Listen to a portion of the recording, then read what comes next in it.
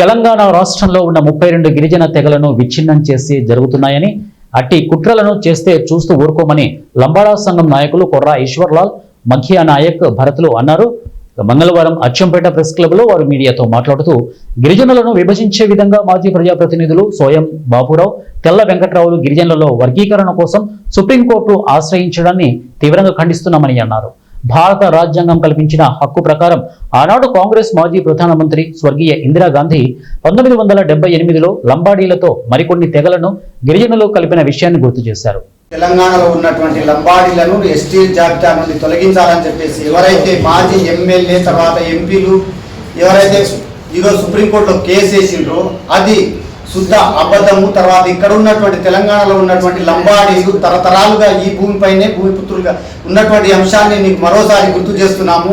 ఎవరైతే సోయం బాబురావు గారు ఉన్నారో తర్వాత తెల్ల వెంకటరాం గారు, మీరు ఈ లంబాడి జాతికి ఖచ్చితంగా క్షమాపణ చెప్పాలి. ఎందుకోసం అంటే మీరు ప్రజాప్రతినిధులుగా ఉండుకుంటూ కూడా ప్రజలలో మీ రాజకీయ లబ్ధి కోసం మీరు ఓడిపోయినప్పుడు లేకుంటే తెల్లారితే ఏ పార్టీలో ఉంటారనేటటువంటి సోయి లేనటువంటి మీరు మాకు లంబాడీలకు వెళ్ళి తొలగించాలనేటటువంటి అంశం చాలా మనోవేదనకు గురి చేస్తుంది. తర్వాత మాకు సోయం బాపురావు ఇలాంటి కార్యక్రమాలు చేసి ఎంతోమంది ప్రాణాలు పోవడానికి కూడా కారణమయ్యారు. అదేవిధంగా వెంకట్రావు కూడా అసలు ఈయనకు ప్రజలు రాజకీయంగా ఆయనకు ముందు ఉంచడం ద్వారా ప్రజల్లో ఏదో లేనిపోని సృష్టించి గొడవలు చేయించడానికైనా ఇలాంటి కార్యక్రమాలను మానేసుకొని సుప్రీంకోర్టులో పెట్టిన కేసును రిటర్న్ విత్డ్రా చేసుకోకుంటే నీకు రాజకీయ భవిష్యత్తు ఉండదని అచ్చంపేట లంబాడి సంఘాల నుంచి మీకు హెచ్చరిస్తున్నాము. మీరు అలాగే ఉంటే మీ రాజకీయ భవిష్యత్తు కూడా ఉండదని తెలియజేస్తున్నాం. నా పేరు దర్శన నాయక్, గిరిజన సేవా సంఘం అచ్చంపేట తాలూకా ప్రధాన కార్యదర్శిగా పనిచేస్తున్నాను. దాదాపు 10-15 రోజుల నుంచి ఎస్టీ లంబాడీలు, గిరిజనులు, బంజారాల వీళ్ళపైన వస్తున్నటువంటి ఆరోపణలు ఇది సరైనది కాదు.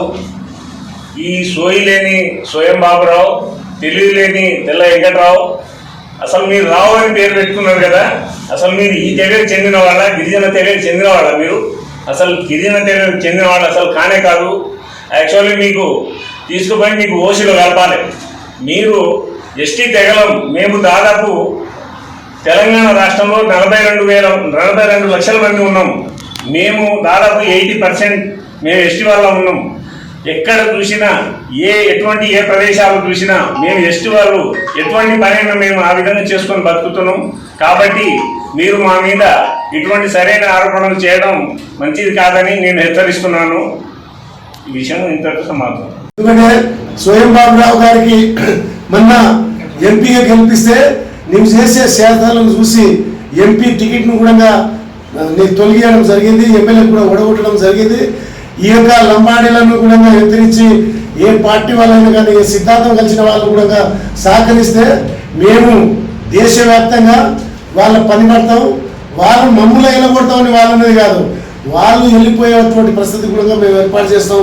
సుప్రీంకోర్టు పోయినా ఎక్కడ పోయినా కానీ చట్టసభలో కూడా మాకు ఆ రోజు గిరిజనులను అందరినీ గుర్తించినట్టుగా మన కోర్టులో కూడా ఆ రోజు అంబేద్కర్ రాసిన దాంట్లో మేము కూడా రాజ్యాంగంలో బ్రిటిష్ వాళ్ళని పారగొట్టిన దాంట్లో కూడా మా యొక్క లంబాడీ వాళ్ళు కూడా మేము ఆ రోజు ఎన్నో త్యాగాలు చేసినటువంటి మా జాతి, మా యొక్క జాతిని పేరు పెట్టేంత అవసరం స్వయం బాబురావుకి లేదని నేను హెచ్చరిస్తున్నాను.